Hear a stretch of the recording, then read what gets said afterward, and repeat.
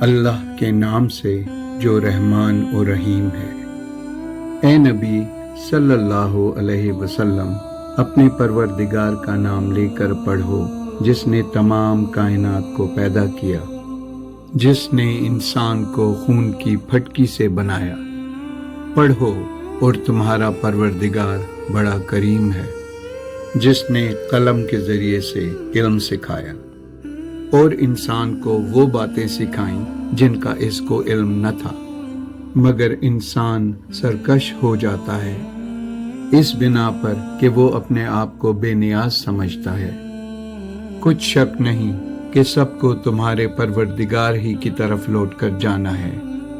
کیا تم نے اس شخص کو دیکھا جو منع کرتا ہے، یعنی ایک بندے کو جب وہ نماز پڑھنے لگتا ہے؟ بھلا دیکھو تو اگر یہ راہ راست پر ہو یا پرہیزگاری کا حکم کرے تو منع کرنا کیسا؟ تو اس کا انجام کیا ہوگا؟ ذرا دیکھو تو اگر اس نے دین حق کو جھٹلایا اور اس سے منہ موڑا، کیا اس کو معلوم نہیں کہ اللہ دیکھ رہا ہے؟ دیکھو اگر وہ باز نہ آئے گا تو ہم اس کی پیشانی کے بال پکڑ کر گھسیٹیں گے، یعنی اس جھوٹے خطا کار کی پیشانی کے بال، تو وہ اپنے یاران مجلس کو بلا لے، ہم بھی دوزخ کے فرشتوں کو بلائیں گے۔